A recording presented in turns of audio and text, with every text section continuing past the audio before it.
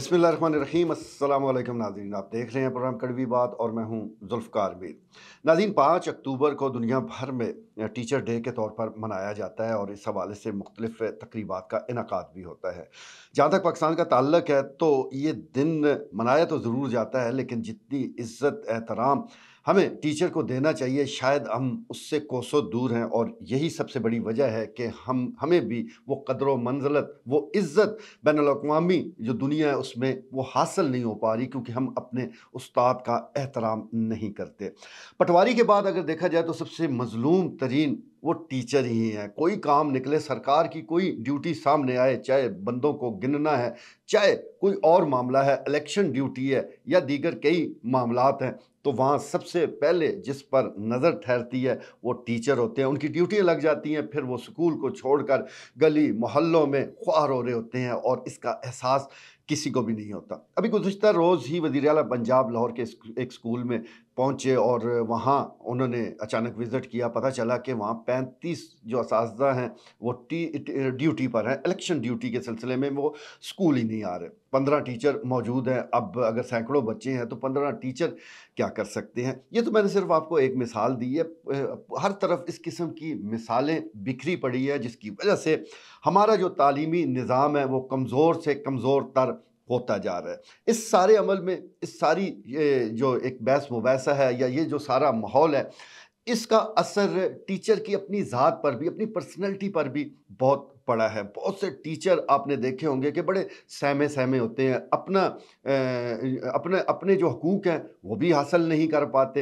अब तंज़ीमें मौजूद हैं, वो आवाज़ भी बुलंद करती रहती हैं, लेकिन एक मजमूई जो शक्ल, जिस किस्म का इज़्ज़त एहतराम और जिस किस्म का दबदबा हमें वो नज़र आना चाहिए टीचर साहिबान में, वो नज़र नहीं आता। और इसकी वजह से ही तमाम, मैं समझता हूँ कि मसाइल की जड़ है। जब खुद एतमादी टीचर में नहीं होगी तो फिर स्टूडेंट में वो मुंतकिल कैसे होगी? लेकिन जैसा मैंने गुजारिश की है कि हर जगह हर किस्म के लोग होते हैं। अब यही जो हमारे सरकारी इदारे काम कर रहे हैं, यहाँ पर ऐसे लोग भी मौजूद हैं, ऐसे माहिर तालीम भी मौजूद हैं जिनकी मिसालें दी जा सकती हैं, जो इंतज़ामी अमूर में भी बड़े ज़बरदस्त हैं, और तदरीसी जब मामलात आते हैं तो लगता ये है कि यही इनकी असल फ़ील्ड है और इसमें ये बड़े माहिर हैं। गुज़श्ता दिनों मैंने इत्तफ़ाक हुआ मुझे गवर्नमेंट हाई स्कूल नंबर 1 में जाने का। वहाँ के जो प्रिंसिपल हैं जनाब अनवारुल हक शाह साहब, वो बहुत बहुत अरसा हो गया है तालीम के शोबे के साथ जुड़े हुए हैं, मुख्तलिफ़ हैसियतों से खिदमत सर अंजाम दे रहे हैं और आज कर गवर्नमेंट हाई स्कूल नंबर 1 में प्रिंसिपल की हैसियत से तैनात है और तकरीबन उनकी तैनाती को 1 साल का अरसा हो चुका है। स्कूल पहुँच कर ये एहसास हुआ, ये पता चला कि वसाइल भले कम हों, लेकिन अगर कोई शख्सियत ऐसी बैठी है कि जो मसाइल हल करने का हुनर जानती है, जिसको वो गुर पता है, तो फिर वसाइल मसला नहीं होते, बल्कि आप अपनी ज़हानत से उनका हल निकाल लेते हैं। गवर्नमेंट हाई स्कूल नंबर 1 में सफाई ज़बरदस्त, क्लासेस बड़े मुनज़्ज़म अंदाज से जारी थी, लैब का दौरा किया वो भी मिसाली थी, और इसी तरह जो पूरी बिल्डिंग है वो ज़बरदस्त और मुतासर कुन थी। बहुत से प्राइवेट स्कूल्स में भी जाने का इत्तफाक होता है, वहाँ भी बड़ा रख रखाव नज़र आता है, लेकिन उस रख रखाव की बच्चे और उसकी वालिदैन एक कीमत अदा करते हैं, भारी भरकम फीसेस देते हैं। लेकिन यहाँ पर फ़ीसें तो कुछ भी नहीं है। सरकारी स्कूल में क्या फ़ीसें अदा करनी है, और उस मुफ्त में जो तालीम दी जा रही है वो इतने मुनज़्ज़म अंदाज से हो तो फिर क्या ही बात है। और वहाँ पर मेरे ख्याल में ये चंद स्कूलों में एक स्कूल है कि जहाँ साफ़ पीने का पानी दस्तयाब है, यानी आरओ प्लांट लगा हुआ है, बच्चे साफ़ पानी पी रहे हैं। और इस वक्त पाकिस्तान का बड़ा मसला साफ़ पानी की अदम दस्तयाबी है, लेकिन गवर्नमेंट हाई स्कूल नंबर 1 के बच्चे, मैं समझता हूँ, खुश नसीब हैं कि उनको साफ़ शफाफ पानी मिल रहा है। और ये भी जो तोहफ़ा है, ये साबिक़ जो टीचर्स साबिक़ जो स्टूडेंट्स हैं इस स्कूल के, ये उन्हीं की वजह से मुमकिन हुआ। मलक इब्रार और दीगर उनकी टीम ने ये मैं समझता हूँ कि बड़ा अहम काम किया, और अब बच्चे साफ़ शफाफ पानी पी रहे हैं। तो बात हो रही थी मसाइल की। मसाइल तो इस स्कूल के बहुत सारे हैं, जो कि अनवारुल हक शाह साहब ने लोगों से मुखय्यर रज़ा से राब्ते करके उनका हल भी निकाला, और अब अल्हम्दुलिल्लाह न सिर्फ पूरे स्कूल में मुख्तलिफ़ जगहों पर पेनाफ्लेक्स भी मौजूद है जो रहनुमाई फराहम कर रहे होते हैं, और एक जहाज़ी साइज़ का शीशा भी हमें नज़र आया। अब जब मैंने पूछा शाह साहब से कि इसकी क्या वजह है, तो उनका ये कहना था कि जो बच्चे हैं वो आएँ और यहाँ कम से कम अपनी शख्सियत का, अपने रंग रूप का जायज़ा ले लें कि वो साफ़ सुथरे लग रहे हैं, अपने आप को वो कैसे लग रहे हैं। तो उनकी जो तैयारी होती है वो अपने आप में वो खुद ही देख लिया करें, खुद फैसला कर लिया करें। ये भी बड़ा अच्छा आइडिया है। मैं समझता हूँ कि हर स्कूल में एक बड़ा शीशा होना चाहिए, कम से कम स्टूडेंट जब आए तो अपना जो सरापा है उस पर नज़र डाल ले। बहरहाल ये एक ज़बरदस्त, मैं समझता हूँ कि एक इदारा काम कर रहा है जहाँ अच्छा काम हो रहा हो, और ख़ास तौर पर पब्लिक सेक्टर में अच्छा काम हो रहा हो, डिसिप्लिन भी मौजूद हो, तो उसकी तारीफ़ खुल के करनी चाहिए। और इस सिलसिले में मैंने कभी बुखल से काम नहीं लिया। जहाँ पर भी मुझे लगता है कि अच्छा काम है तो मैं फ़ौरन उस हवाले से न सिर्फ ये कि प्रोग्राम को तरतीब देता हूँ, बल्कि मेरी कोशिश ये होती है कि जो अल्फाज अदा किए जाएँ वो उस शख्सियत के शान शान भी हों।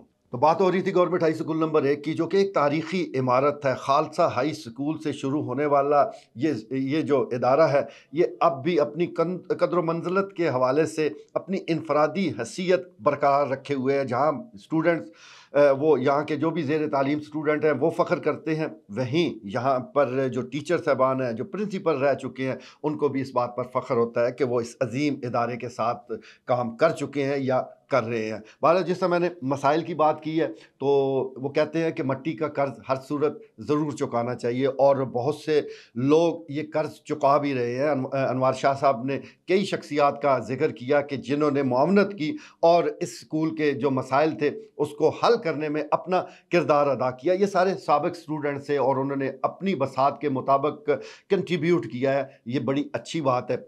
इस वक्त जो अंदर स्कूल के मामलात मैं आपको बता रहा हूँ वो बहुत ज़बरदस्त हैं, लेकिन शायद जो मेन गेट है, जो दरवाज़ा है, वो उसके शान नहीं है। जिस तरह की बिल्डिंग अंदर मौजूद है, जिस किस्म के इंतज़ामात अंदर किए गए हैं एजुकेशन को लेकर, तो उस हवाले से जो दरवाज़ा है वो आप कह सकते हैं कि ज़रा माठा है। तो अब इस प्रोजेक्ट पर भी काम का आगाज़ हो चुका है। शाह साहब ने बाकायदा एक ज़बरदस्त किस्म का नक्शा भी तैयार कर लिया है। अब ज़रूरत इस अमर की है कि कोई मुखय्यर शख्स वो आगे आए और ख़ुद ये काम करवा ले। सबसे बड़ी बात यही होती है, कहीं भी आप डोनेशन दे रहे हो तो उसका चेक करने का बेहतरीन तरीका यही है कि अगर वो शख्स कहे कि भाई आप अपनी मर्ज़ी से यहाँ ये काम करवा दें, तो इसका मतलब ये है कि वो बिल्कुल साफ़ ज़हन के साथ, साफ़ नीयत के साथ वो काम करवाना चाहता है। तो यहाँ पर भी यही बात है कि नक्शा मौजूद है, आप अपने मिस्त्री मज़दूर लेकर आएँ, मटीरियल लेकर आएँ, उस गेट को बनाकर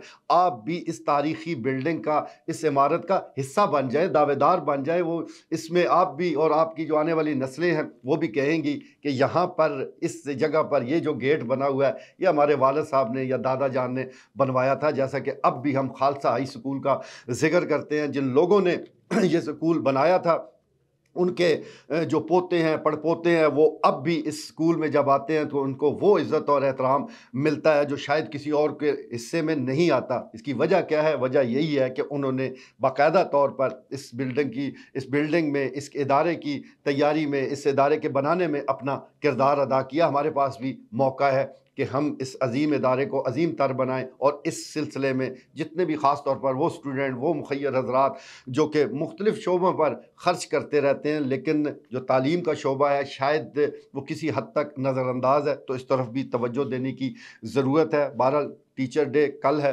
और इस हवाले से हम तमाम टीचर साहबान को भी मुबारकबाद देते हैं और इस बात का अहद करते हैं, मैं ज़ाती तौर पर इस बात का अहद करता हूँ कि जो इज़्ज़त एहतराम जिस तरह माज़ी में हमने अपने असातिज़ा को दिया है, इंशाअल्लाह वो जारी और सारी रहेगा। और औरों से भी मेरी यही दरख्वास्त है कि अगर आपने तेज़ी के साथ आगे बढ़ना है, अगर आप ख्वाहिशमंद हैं कि आपको इज़्ज़त मिले, तो अपने टीचर्स की इज़्ज़त करना सीखिए, माशरा आपकी इज़्ज़त करेगा। आज के लिए इतना ही, इजाज़त दीजिए। अल्लाह ने के बाद।